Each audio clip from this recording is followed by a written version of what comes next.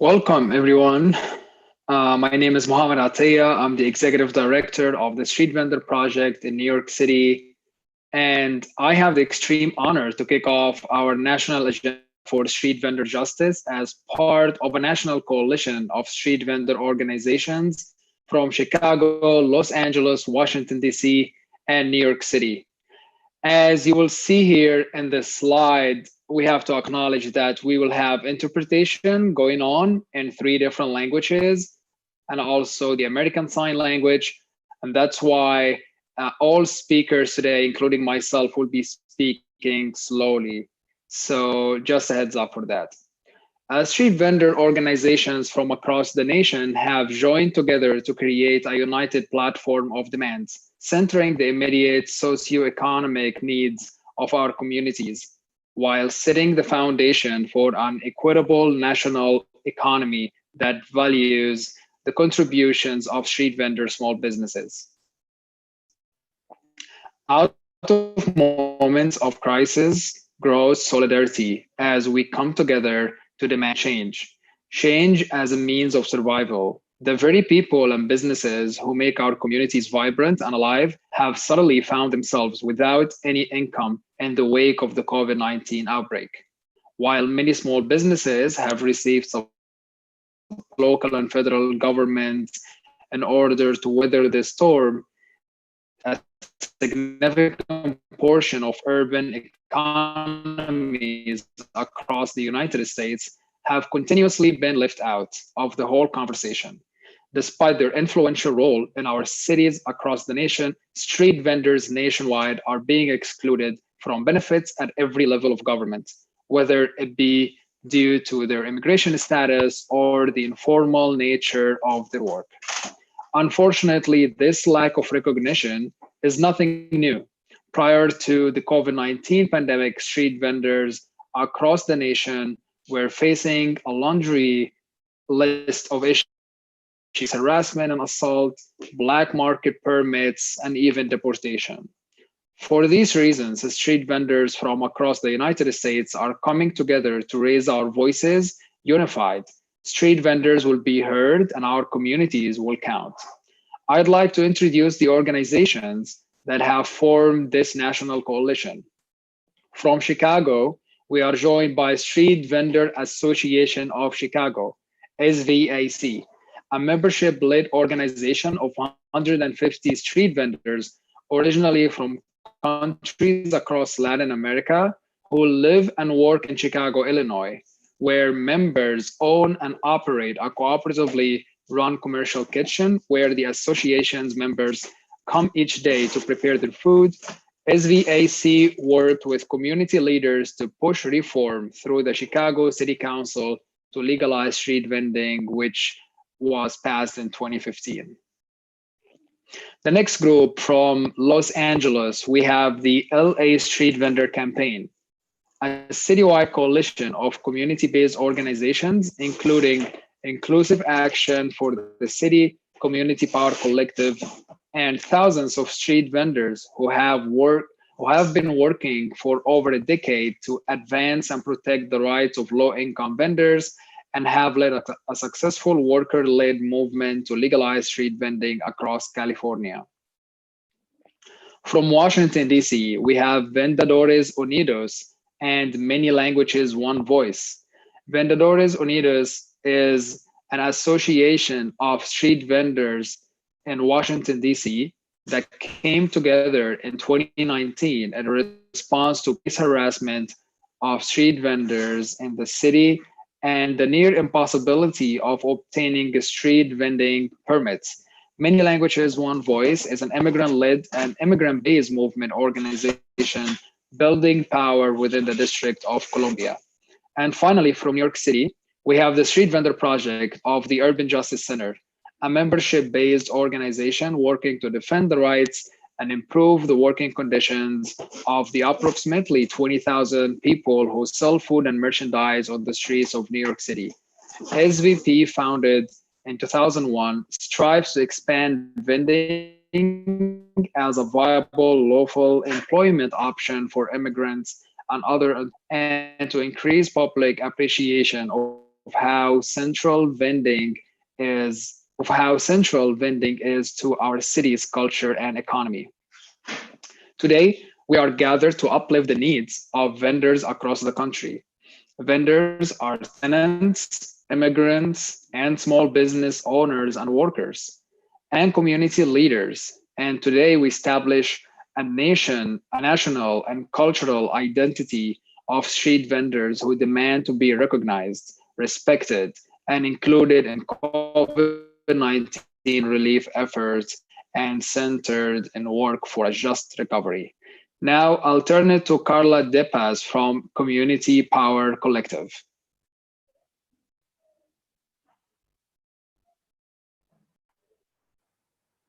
Hey folks, I'm Carla De Paz in Los Angeles with the Los Angeles Street Vendor Campaign and Community Power Collective. I'm super excited to be here with our comrades from all these amazing cities. I had a chance last year to visit the Street Vendor Project in New York for the first time and to share all the amazing work we've been doing and to learn from them. So I'm happy to be joining y'all in this amazing town hall, bringing folks together and building power from coast to coast. So I've been working with street vendors in Los Angeles for the past 7 years in this fight to legalize street vending in our city. And we're gonna hear in a little bit from vendor leaders from every city, including from Los Angeles. But right now I have the pleasure to introduce Quetzal and Marta, who have joined us in their video, who are gonna help ground our town hall and this event with music. Quetzal and Marta are amazing artists, gifted musicians, who are constantly making sure that that art and music is being brought into our movements. They are organizers, organizing artists from across the world, not only so that artists show up in struggle, but so that art and music becomes an integral part of the way we want to reimagine our world and the way we want to live. So I'm very happy to have them here. Quetzal is also my comrade, a member of the Community Power Collective, my friend. So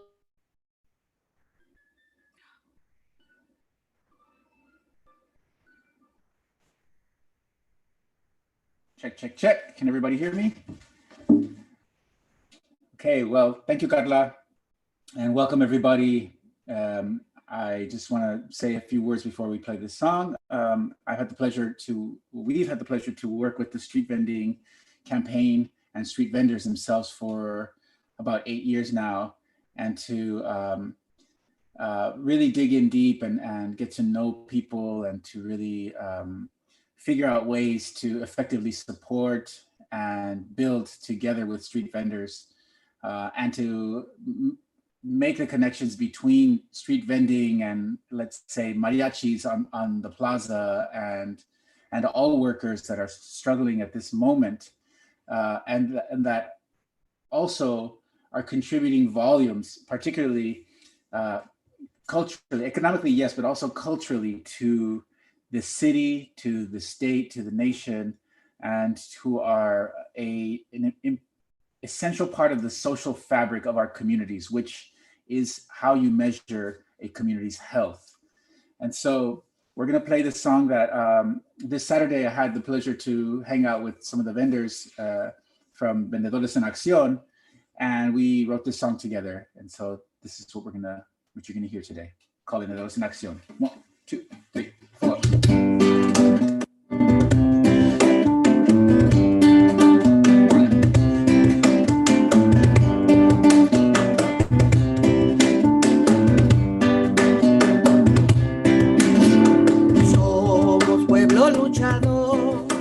Guardianes de tradición, brindando vida a los barrios, vendedores en acción, orgullosos en conjunto, ni permiso ni perdón, pobladores y respetados, vendedores en acción. Nuestras demandas son claras, sin represión, que no somos criminales.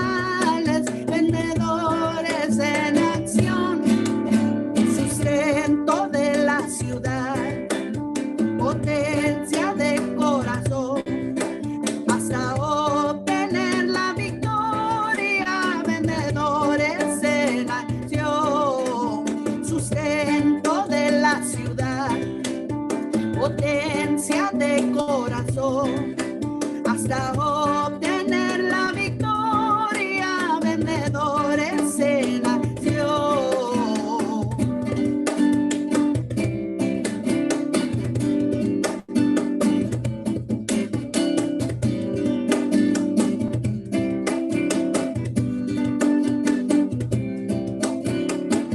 Reto de la ciudad, potencia de corazón, hasta obtener la victoria, vendedores en acción. Sustento de la ciudad, potencia de corazón, hasta obtener la victoria, vendedores en acción.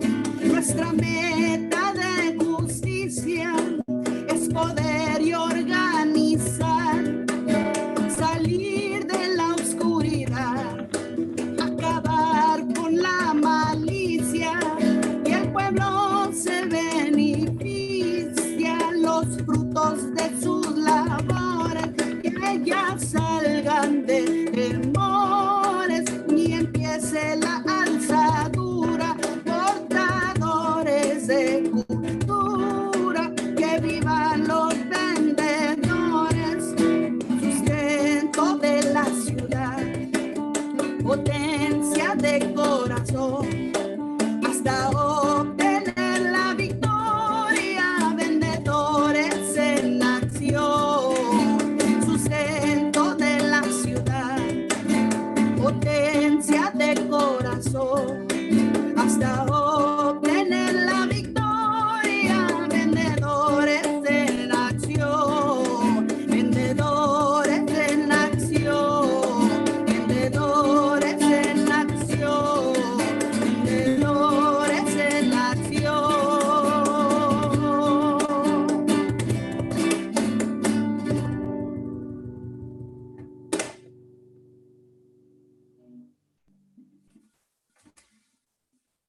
I'd like to pass it on to Megan now. Hey everyone, good evening. How's the volume? Can you hear me? Great. Okay, I'm gonna go ahead and start. So, just so excited to be here. Thank you, Quetzal, for the really inspiring song. I think it really captures the heart and soul of what our movement is about. And it's amazing because it's in the voices of vendors themselves. And it tells, vendor stories. So I'm just wanted to set the scene and create a little context before we go further about why we're here. And so we all came here at different times, organizing with our leaders and street vendors locally, because we were responding to a need that the community expressed. ¿Me puedes oír bien? Okay. The community expressed the need to be free from police abuse and harassment because their work was criminalized. The communities across the country from coast to coast expressed the right, the desire to be able to do their important work with dignity and with respect. And when a policeman is chasing you down the street and you're running with your cart, so they're not gonna ticket you $1,000 one more time, throw your food on the ground, or handcuff you just for trying to support your family, that is not a life with dignity and respect. And because vendors are my people, and because food is so important and all the other things that they vend on the street, they decided to fight back. And it's been so inspiring to see vendors from across the country coming together because they're a growing movement, and I think this is a moment. Vendors are tenants and renters right now in one of the worst crises they've ever seen. Vendors were already out there vending to try to make ends meet and pay their rent, with sometimes multiple gigs and jobs, and creative side hustles to make life work, right? And now vendors were the first to lose their employment. Vendors are single mamas. Vendors are like veterans. Vendors are disabled people. Vendors are our transgender and queer elders who are pushed out of the formal economy and have figured out a way to survive in the margins. And so that's why we're here tonight, I think, right? Because when people are learning to survive in the margins of an ecosystem, they flourish. They're abundant in the margins, and they learn things about survival and mutual aid that has become a code word right now that they've been practicing for decades. They've been learning how to live in disaster for decades because the way that this country has treated them as excluded workers, as folks for whom English is not their second language, or who just may be learning to start to read or write in another language. They've been pushed to the margins. And so they did what they could to be creative and survive. And they shared their culture and their food out of love and out of a resistance on the street. Vendors are resisting gentrification just by taking a stand and saying, this is our land, and we're going to continue to share our culture here. Vendors made me this mask that I'm wearing, and they've changed their business model to help the community safe. Vendors in LA and New York and Chicago are giving healthy food to the communities. Vendors in DC are being health promoters and showing folks how to stay a safe social distance, giving out masks for free in places that the city is criticizing us for not being able to maintain social distance. And so when we fight for the rights of vendors in the agenda that we're going to present tonight, we're fighting for the rights of everyone, because vendors represent the most resourceful and at the same time some of the most marginalized people in our economy. And when vendors care for each other, they're not just caring for each other, they're caring for an entire community the way that they have for decades. They're caring for entire communities, they're feeding entire communities. If you help one vendor, if you support one vendor in their power, you're supporting hundreds of people. And if you support 1,000 vendors, those 1,000 vendors are gonna go and give back to the community, because that's how our people roll, right? So I just wanted to pass it along now to the next person up, just to start to lay out what we're going to be demanding tonight and the agenda for justice, and also to hear some stories from the vendors themselves about what life has been like living in disaster before this current disaster, and how they're still being resourceful and moving on and demanding change and becoming a big, powerful national voice.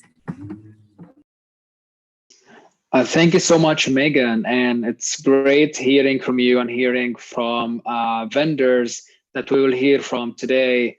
And I thank you so much, Quetzal, for the wonderful song. It's super amazing.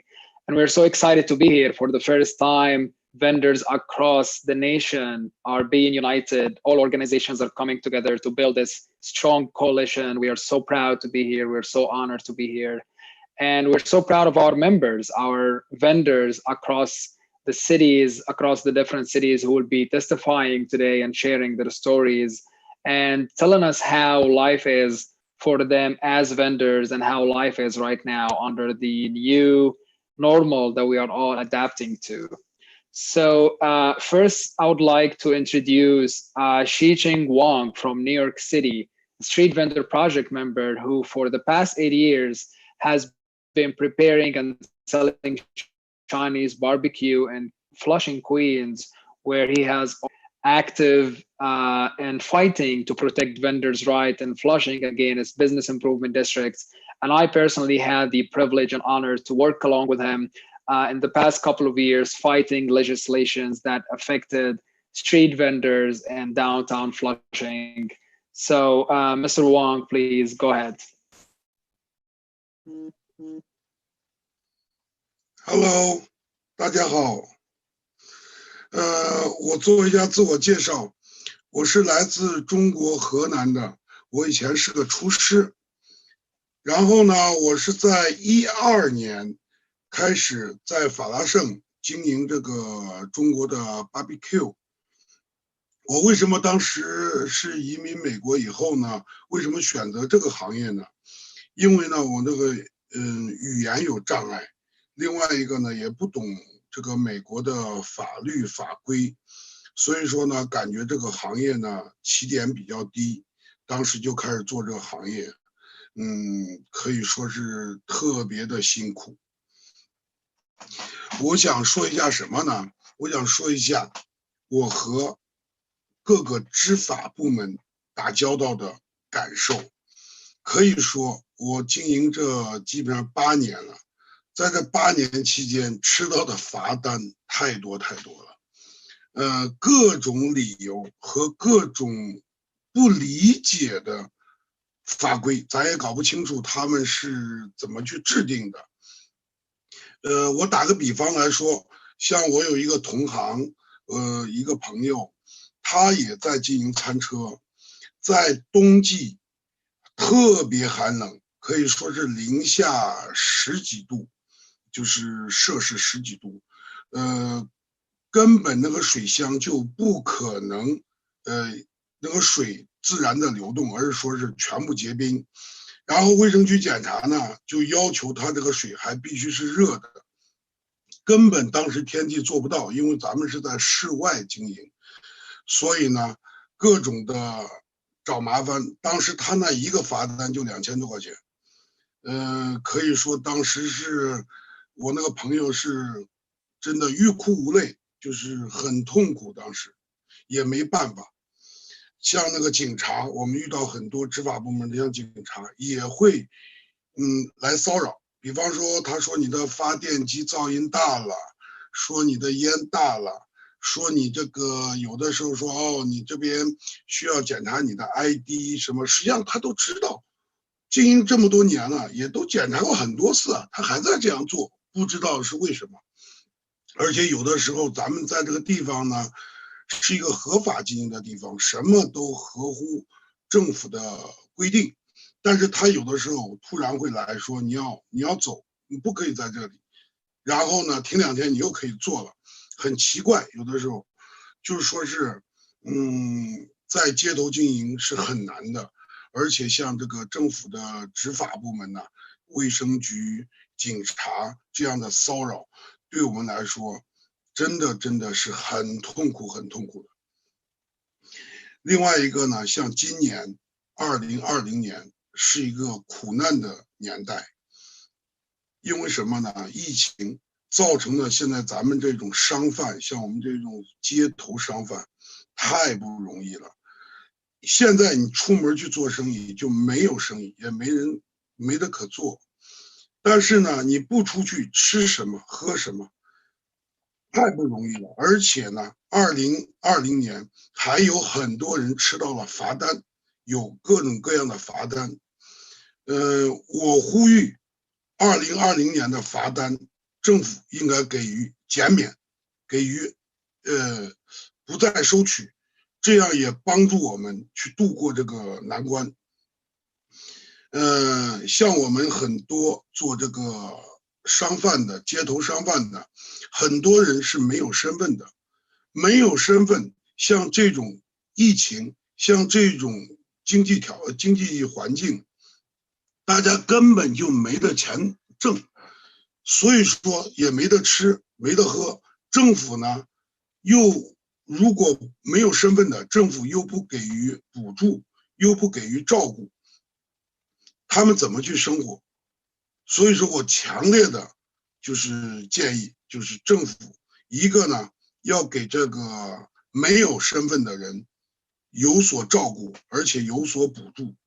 另外一个呢，像大家都是这么辛辛苦苦的，不靠政府的救济，靠自己的努力和自己的劳动来挣钱养活自己。像这么好这么勤劳的人，政府应该改革他们的移民的政策，给予这一部分人身份，以及他们的就是说有可能成为美国国民。所以说这一块呢，我特别深刻，有很多人没有身份的，是多么的难，多么的不容易。另外呢，我觉得政府呢，尤其是政府各执法部门呢，应该给予街头商贩呢，给予更多的体谅和更多的照顾。像我现在经营这个餐车已经8年了，现在为止，我还在拿着高价每年在租这个餐车，为什么呢？没有 permit， 政府已经停办了这种 permit， 政府应该放开这种街头经营的许可证，让大家合法的经营，让我们不再以很高的价格去租，在黑市去租这个 permit 去使用，而是让我们是理直气壮的自己去经营，减少我们的压力和我们的负担。我在这里呼吁，希望呢，咱们全国的各个商贩团结起来，争取自己的利益，来创造咱们自己的美国梦。谢谢大家。Thank you so much, Hejeng. It's really impressive listening to what you said and hearing the struggle you're dealing with, just like any other street vendor in New York City, and how broken the whole vending system is. And on the top of that, we're not receiving any support at the moment. So next up would be Washington, D.C. We have Anna Lemus, usually sell and work with her daughter Hennessy's, but we're having Anna today, who works in Columbia Heights neighborhood. And welcome, Anna. Go ahead. Gusto, buenas tardes, mi nombre es Ana Lemus y soy pues, perdón, no, está bien, sigue. Y pues somos aquí, estamos con la organización Mil Idiomas Una Voz aquí en Washington, D.C. Somos Vendedores Unidos y estamos aquí representando a Vendedores Unidos en Washington, D.C. Yo soy vendedora ambulante. Antes yo siempre me he dedicado aquí en Washington a lo que es vender en la calle y pues pasó un accidente con mi hija que estaba vendiendo en la calle. Sufrió, puedo decir, una atrocidad pues de parte de los policías que pues la encontraron vendiendo en la calle y la golpearon, le torcieron su pie y eso no es justo. Tuve que llevarla al hospital, estuvo con muletas y aún estando en el hospital estaba siendo acosada por la policía. Mi hija, como a las 1:30 de la mañana, me dice, mami, me da asco. Y le digo yo, y volteo a ver yo a los lados y le digo, ¿qué te da asco? Y me dice, lo que hacen los policías. En realidad, no somos criminales. Yo quiero decirle a estas personas que se oponen a darnos una licencia a los vendedores de la calle, quiero decirles, ¿cuántas madres ven en los noticieros llorando a sus hijos? Porque ¿cuántos hijos ven llorando en los noticieros porque les asesinaron a su padre, a su madre o a su hijo en un asalto en la calle? Mientras que mi hija estaba vendiendo en la calle sin hacerle daño a nadie, sin matar a nadie, sin robarle a nadie. Solo está proveyendo un alimento para alguien que pasa y lleva necesidad de algo. A lo mejor no comió en su trabajo, no tuvo tiempo. Pasa por la calle y compra algo que vendemos nosotros a un precio bajo porque no vendemos carísimo. No es gran cantidad lo que ganamos tampoco. Y mi hija fue atacada de esa manera. Mi hija no ha vuelto a ser la misma desde ese momento. A veces cae en el piso y tengo que irla a levantar porque su pie le quedó, se lo torcieron y ya quedó así para toda la vida. Aunque en el hospital me digan que va a buscar el lugar de nuevo, su pie va a volver a la normalidad. Hasta el día de hoy no ha pasado esto. ni creo que pase. Mi hija solo se da un deslizón y cae y ahí queda, tengo que irla a recoger y pasa llorando su buen rato. Entonces, ¿por qué tenemos que ver estas cosas? Somos perseguidos diariamente los vendedores en la calle por la policía. Aquí en Guatemala, constitucional. Es un derecho constitucional. ¿Qué pasa cuando un policía me persigue en la mañana, dentro de una hora, dentro de hora y media, y el siguiente día está pendiente a ver si llego a vender, y el tercer día también está pendiente si yo llego a vender? Eso es persecución. No me está dando derecho a la vida. No me está dando derecho a ganarme la vida honradamente, con el sudor de mi frente. ¿Qué hacemos cuando llega un policía y nos dice, señora, su licencia? ¿Cómo me están pidiendo una licencia cuando saben que no me la van a dar ellos?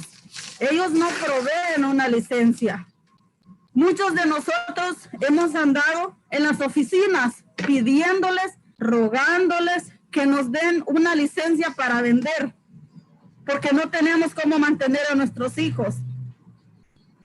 Muchos de los casos, tal vez murió el padre o la madre y solo está uno creando a los hijos solo. En mi caso, me ha tocado crecer mis hijos sola y no tengo otra manera de ganar el sustento para mis hijos más que ir a vender a la calle.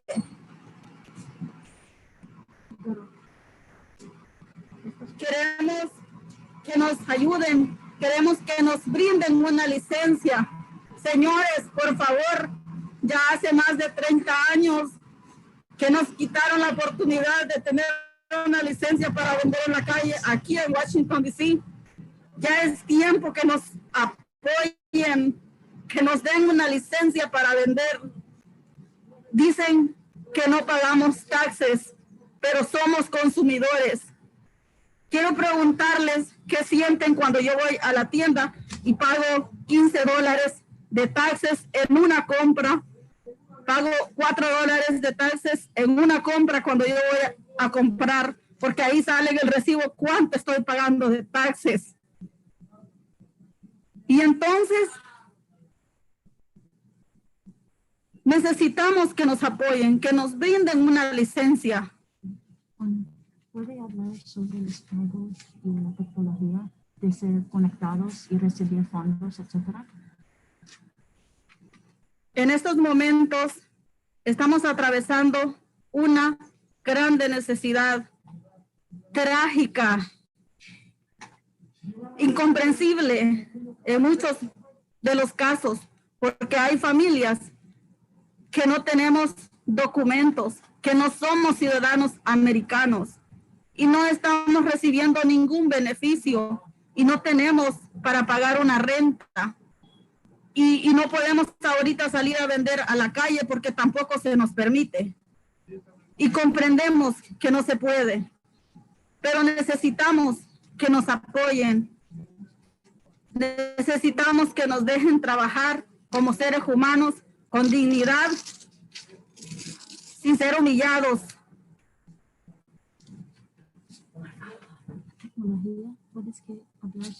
En estos momentos necesitamos comunicarnos, necesitamos acceso a internet y no tenemos cómo pagar un internet porque no estamos trabajando en estos momentos. Necesitamos que nos ayuden para poder tener esta tecnología, para podernos comunicar, para cualquier emergencia, para lo que sea que beneficie a nosotros, a nuestros hijos, a la comunidad, a todos.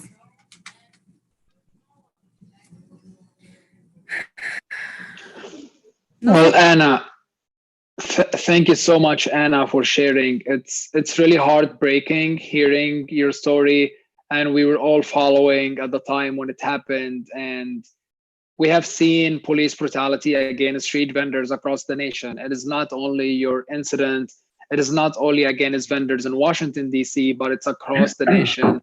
We have seen how police enforcement treat vendors. We have seen the police brutality. And I think it's a lot more than this one police officer that you had incident with, as it's the whole system that the government created for street vending that makes it always illegal, that makes us criminals all the time just to be out there making a living. And also in every single PD across the nation, and how they treat immigrants and how they treat people of color with that much disrespect and violence. We are like really sorry for what happened with you, and we just want to say that we are here for you. We all got your back. We all got street vendors' backs all across the nation. And that's why we are coming here together to organize, to build a strong coalition that will demand that these systems, these broken systems, need to be fixed and need to be just for street vendors. So next up, we're going north to Chicago. And I want to welcome Fernando Huerta. Fernando is a founding member of Chicago Community and Workers' Rights, and a member of the Cooperative Street Vendor Association of Chicago. So Fernando, please welcome. Would love to hear from you. Hola, buenas tardes. Mi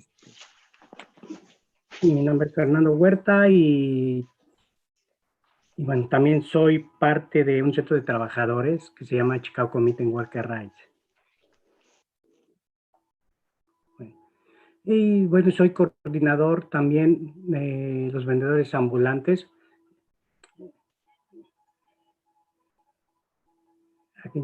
Tenemos más de 20 años que empezamos a organizarnos contra las multas que la policía nos daba, de $1,500 hasta $2,000.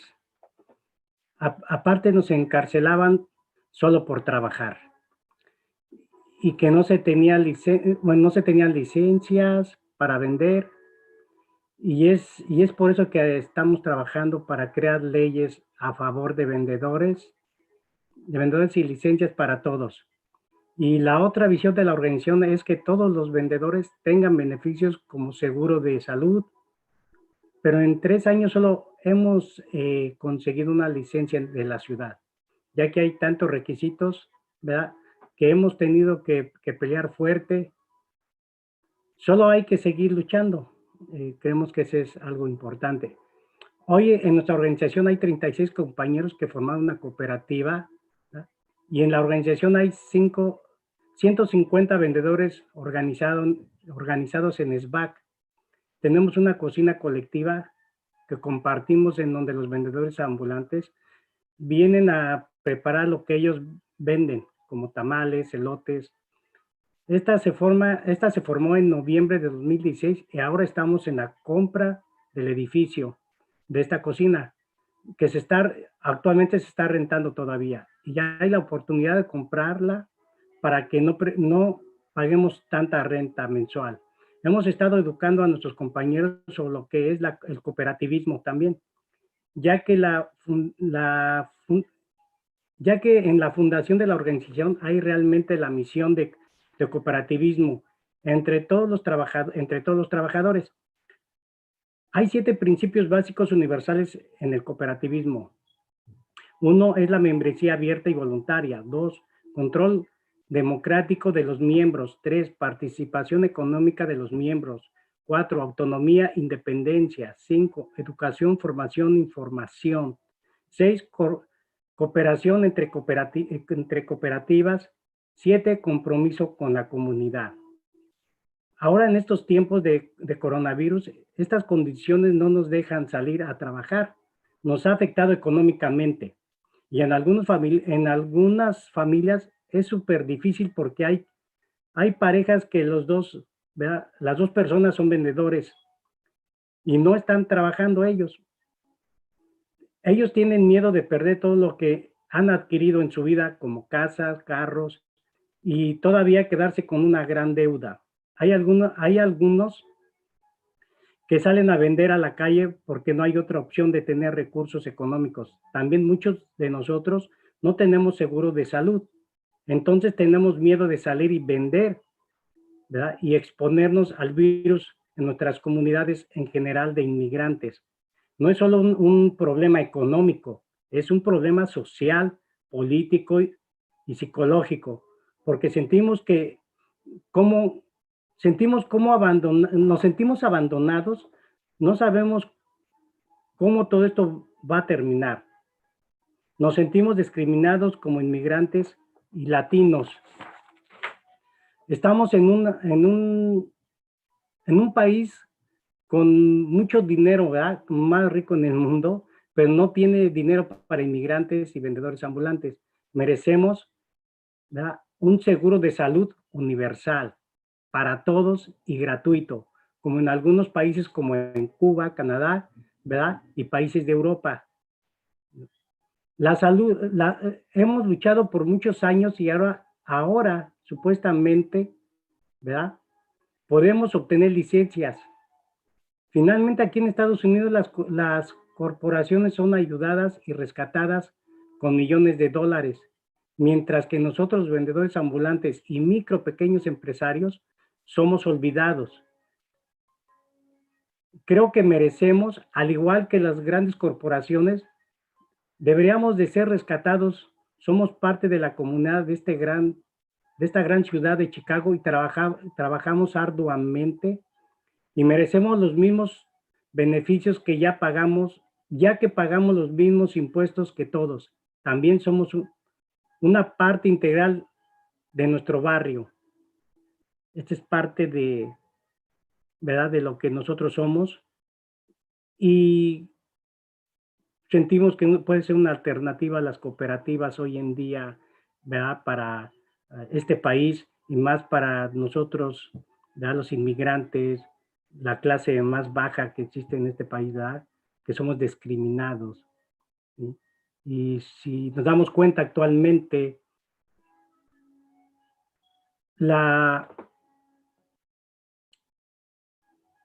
los que más hemos sido infectados, ¿verdad?, y especialmente yo hablo a lo mejor de Chicago, pues hemos sido los latinos, porque somos que estamos y seguimos produciendo, ¿verdad?, en las fábricas, ¿verdad?, para que nosotros podamos seguir viviendo aún dentro de nuestras casas, guardados, encerrados, ¿sí?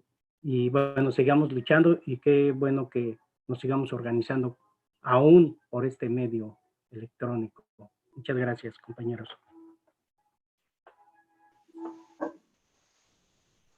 Thank you so much, Fernando, for sharing. And yes, it's across the nation, from coast to coast, the same issues that street vendors deal with, the same discrimination. Although we are all small business owners, we all pay taxes, we all contribute to the local economy, but yet the whole system is so exclusive and always forget about street vendors. So next up, we're going to the West Coast. We're going to Los Angeles. And I would like to introduce Faustino Martinez, AKA Don Faustino, who is a vendor in South Central Los Angeles, where he has been selling bolis for 12 years. He has been working for 9 years in the fight to legalize street vending in Los Angeles, California, and is one of the founders of the organization Vendors in Action, an independent organization led by street vendors that also trains more members to become part of the movement's leadership. So we have a great warrior here in the LA community that we would love to hear from. Welcome, Faustino. Mi nombre es Faustino Martínez. Mi nombre es Faustino Martínez, reconocido como Bolis el Oaxaco. Soy vendedor móvil de bolis de fruta natural. Llevo 12 años caminando por las calles del sur centro Los Ángeles, vendiendo mis productos, y 9 años como integrante de la lucha por legalizar la venta ambulante de Los Ángeles, California. Soy uno de los fundadores de la organización Vendedores en Acción, VEA. VEA es una organización independiente liderada por vendedores ambulantes y capacita más miembros para formar parte del liderazgo del movimiento. También soy miembro del colectivo Poder Comunitario, que nos ayuda a organizar con políticos. Por esta pandemia del COVID-19, los vendedores ambulantes nos estamos quedando en casa y nos hemos podido a trabajar.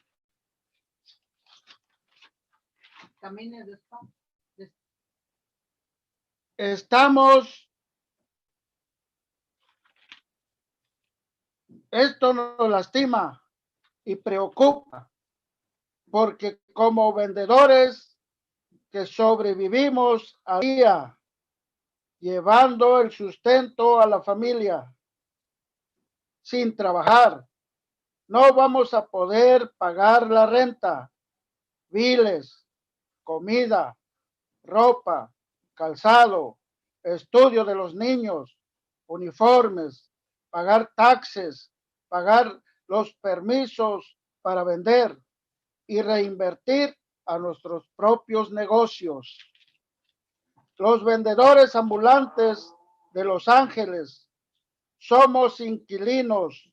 La renta nos preocupa mucho, como muchas personas en California y el país. Yo y muchos de mis compañeros y compañeras estamos meses atrasados en la renta. Esto es preocupante porque estamos expuestos al desalojo. Antes de la crisis, los vendedores de Los Ángeles estábamos ahorrando dinero para poder comprar nuestro carrito conforme el reglamento del condado. En este momento, nuestros ahorros los tuvimos que usar para sobrevivir porque no hay ayuda.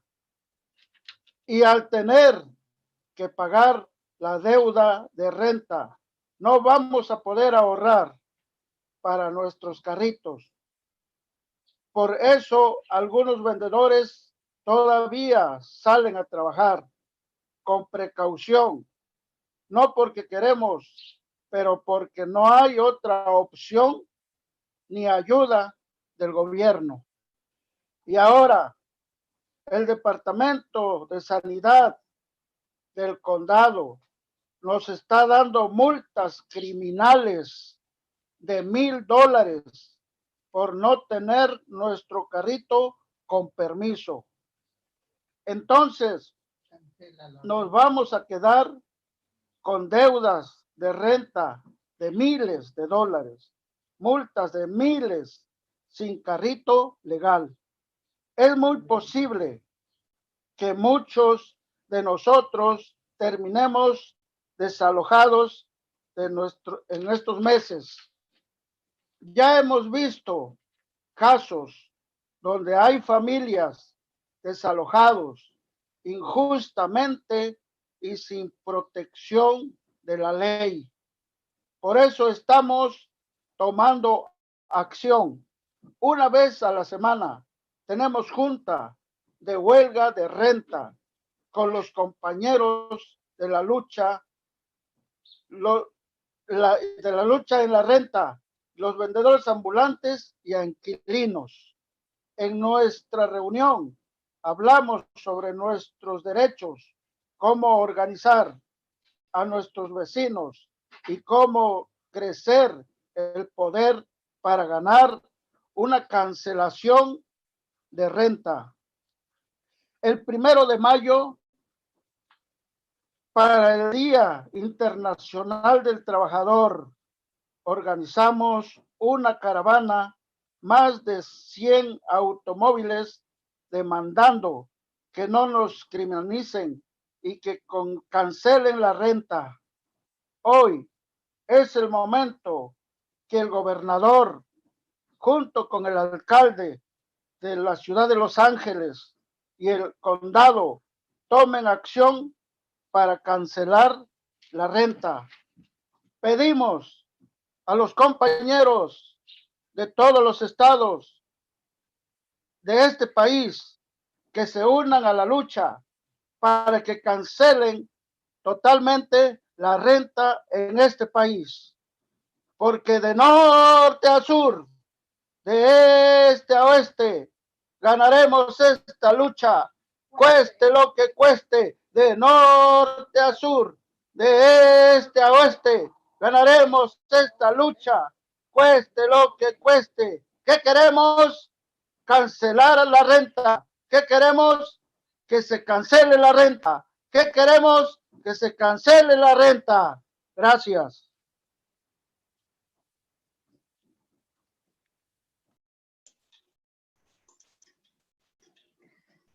Thank you so much, Don Faustino.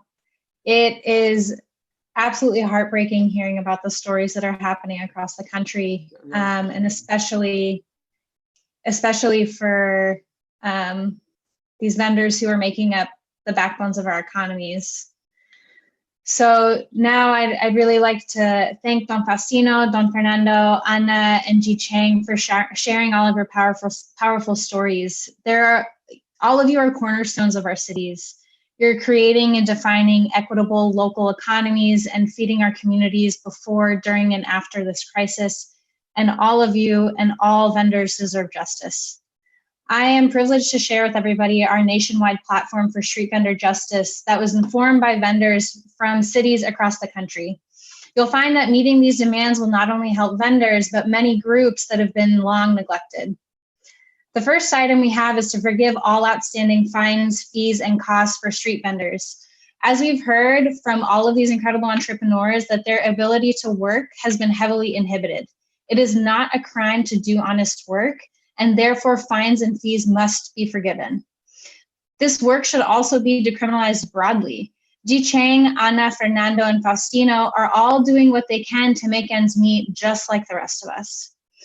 Number 2 on our platform is supporting vendor businesses. Because this work has been deeply affected by the crisis and vendors often don't qualify for traditional small business support, please go to your local vendors for food and other goods. This is one way we can ensure that these businesses make up the character of our neighborhoods stay afloat. But we must do better than this. We demand that street vendors are included in all business incentives and programs. They are the hardest working entrepreneurs and small business owners. The third item is providing reliable internet and cell data access. The digital divide is very real. Many programs that are meant to help as well as provide information that is available is only accessible on the internet. And if vendors and people generally do not have a reliable source for this, how can they get the help they sorely deserve? Moving into the recovery from COVID, we have to ensure that street vendors and other populations that are often neglected are prioritized in developing systems for full and equitable access to 21st century services. The fourth demand that we have is providing direct cash assistance. As with many other people, vendors have seen a steep decrease in sales and therefore their livelihoods are at stake.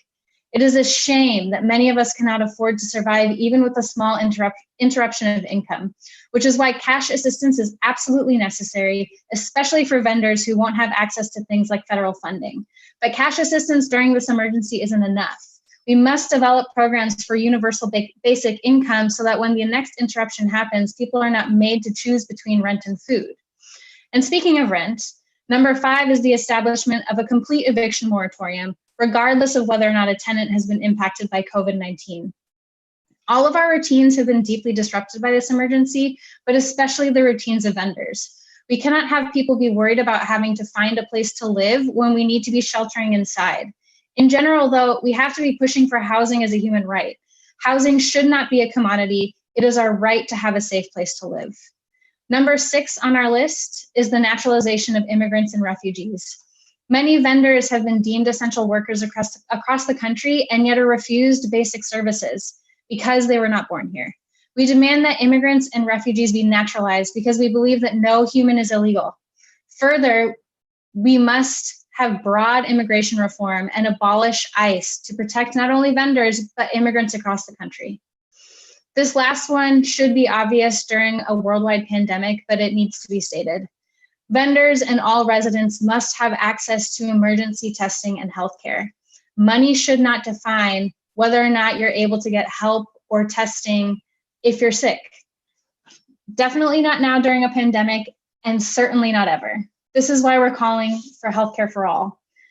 We think that this platform covers many of the issues that vendors across the country are facing, and if we establish these long-term policies, maybe the next major interruption won't lead to so much despair. We hope that you all support this agenda and share with your networks. Now I'm going to give it back to Megan to answer a couple of questions.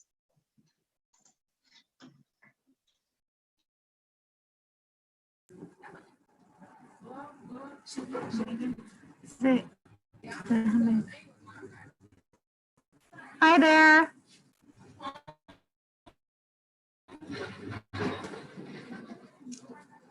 Just waiting for the questions.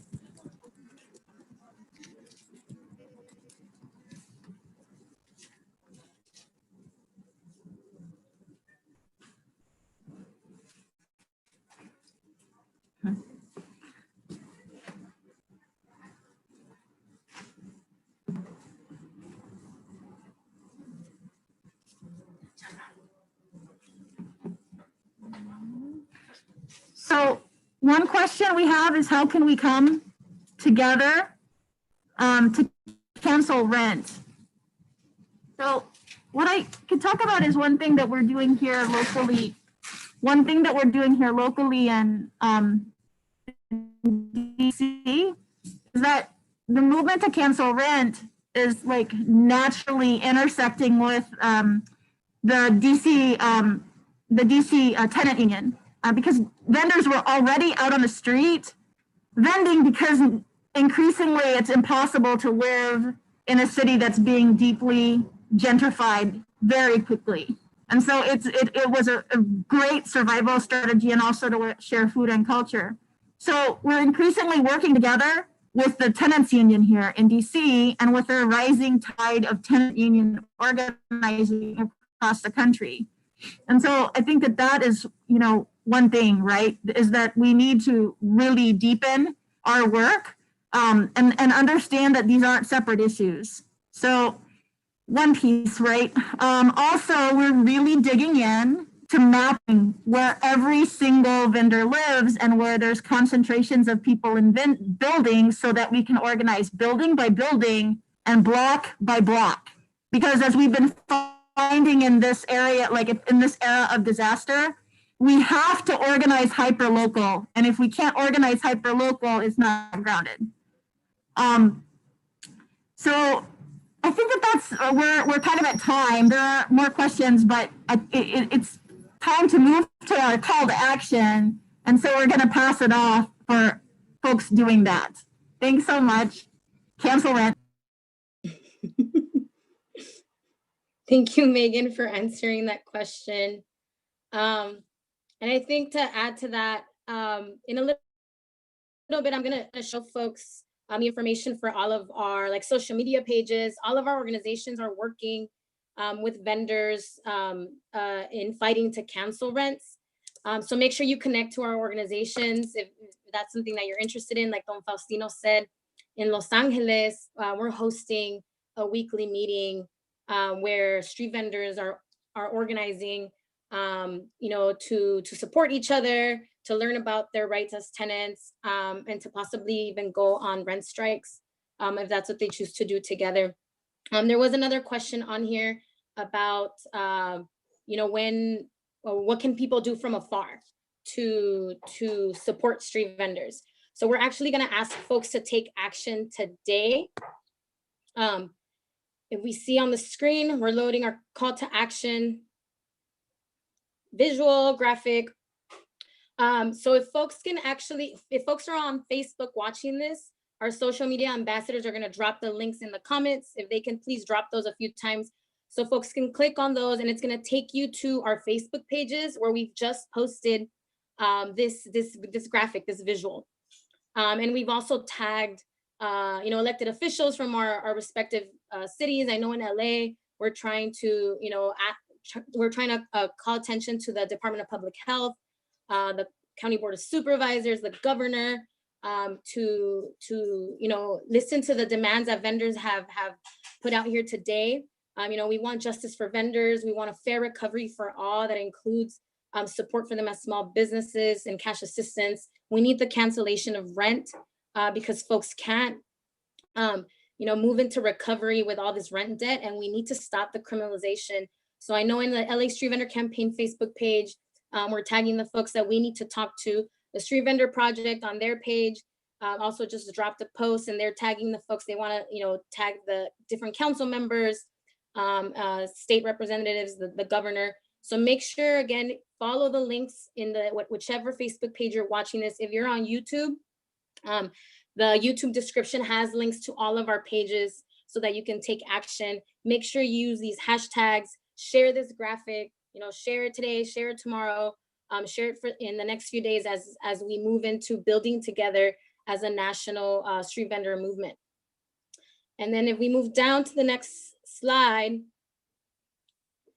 here's information on our respective Facebook pages. So again, the LA Street Vendor Campaign, and you have the Twitter handles for the organizations who make up that coalition: Inclusive Action, Public Council, Community Power Collective in LA. We have Many Languages, One Voice, DC, the Street Vendor Project in New York. So again, follow our pages, go to the Twitter handles, and things are getting posted right now. So we need folks to repost right now so we can get the attention of elected officials and those who we need to call attention to these issues. And then we also want folks to save the date for June 4th. So all of these organizations have been building for the past few months, but we're going to continue to build together. Today was kind of like the launch of our national platform, our national agenda for street vendor justice. But we want to continue working together to really uplift the voices of street vendors and to uplift these demands, and to work with other movements who are calling for these same demands. Because again, like Megan said in the beginning, when we fight for street vendors, when we're supporting street vendors, when we're supporting the demands of street vendors, we're actually supporting the demands of many other people of color, trans queer folks, seniors, folks who were formerly incarcerated, immigrants, undocumented immigrants, and tenants. So we want to connect with folks, and we want to connect with each other. So June 4th, we're planning to have a follow-up. It might be another town hall, but it's going to change up a little bit, but we want folks to save the date, just put it on your radar, and to continue to share these graphics. We're going to be sharing more graphics and vendor stories, from today until June 4th on all of our respective Facebook pages that uplift, again, this national platform of street vendors from coast to coast. And then you see here also, there's a link to the actual platform. So we saw earlier the big highlights, and Lyric walked us through, our short-term immediate things that vendors are asking for, and then, that connected to longer term things. But you can read it in detail. Again, this was drafted with vendor leaders from all of our organizations. And if you go on that link, you can read the actual platform in every detail. So thank you everyone for being here today. I'm gonna urge you one more time to go on our Facebook pages and repost right now. That's a way you can help vendors. Follow the pages, follow all the amazing action that's gonna be happening in the next few weeks, and save the date for June 4th, so you can continue to be involved and we can continue to support your neighborhood street vendor. So I'm gonna actually pass it back to Quetzal, if he's on. I hear him.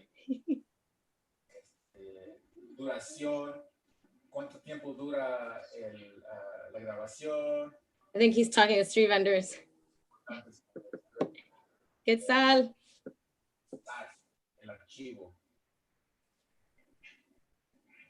So Quetzal is going to help us close it out with a song again. And we actually have the lyrics to the song that he shared earlier.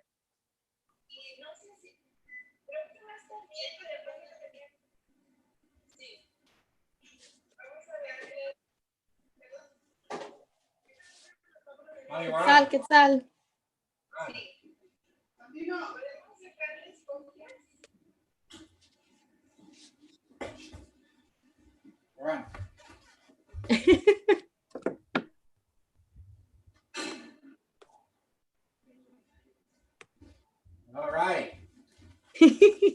He's ready. Con ánimo. Same song? Okay. Para que los estén escuchando, everyone who's listening, watching, you need to stand up and you want to be on mute, but you want to clap your hands, okay? And we got Sandino to help us. You want to play piano or flute? Flute. Huh? Flute, sure. Okay. All right. Clap your hands, everybody. Not so fast. Okay. Maybe take it a little slower. No. Everybody can. Okay. Opposite. Okay. Okay. All right. Vendedores en acción. Here we go. 1, 2, 3, 4.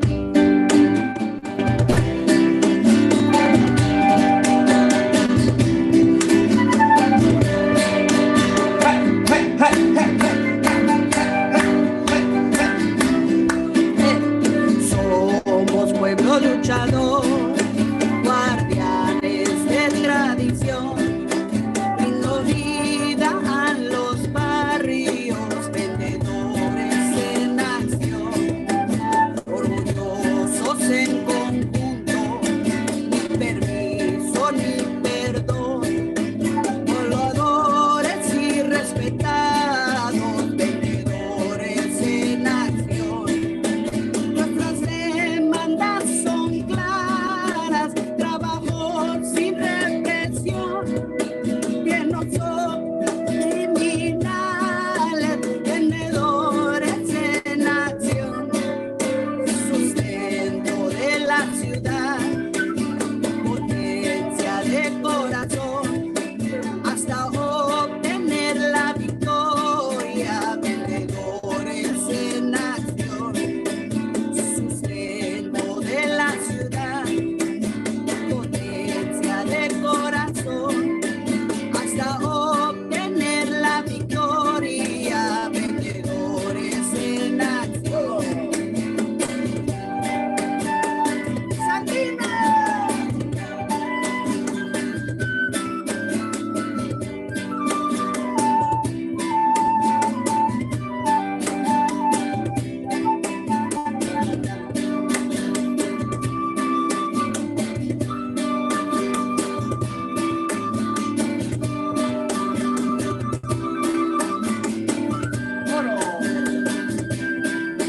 Con sustento de la ciudad, potencia de corazón, hasta obtener la victoria, vendedores en acción. Otra vez, sustento de la ciudad, potencia de corazón, hasta obtener la victoria, vendedores en acción. Nuestra meta de justicia es poder y organizar, salir de la oscuridad, acabar con la malicia y el pueblo se beneficia. Los frutos de sus labores que ya salgan de temores y empiecen la alzadura, portadores de cultura, que vivan los vendedores, sustento de la ciudad, potencia de corazón, hasta obtener la victoria, vendedores en acción, sustento de la ciudad, potencia de corazón, hasta obtener la victoria, vendedores en acción, vendedores en acción, vendedores en acción, vendedores en acción.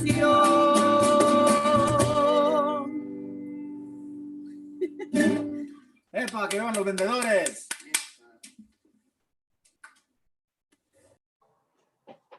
Thank you, Quetzal, for that amazing song.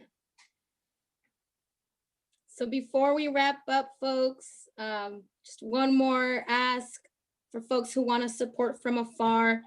Please go to our Facebook pages and our Twitter handles. On Facebook in LA, the LA Street Vendor Campaign. In DC, Many Languages, One Voice. In New York, Street Vendor Project. And you'll see our Twitter handles on the screen right now. Go on there, repost the graphics that we're posting right now. It will be really helpful for elected officials and those, the city departments, governors, from this collective voice of workers, of immigrants, of tenants calling for these demands. Here you'll see the graphic one more time, the National Agenda for Street Vendor Justice, more justice for vendors, recovery for all, installation of no criminalization. Follow the pages, repost right now, tag, read more stories of vendors, and join us on June 4th for our next action together, the collective national street vendor movement. Thank you for joining us, vendors, and thank you for supporting vendors. We'll see you all next time.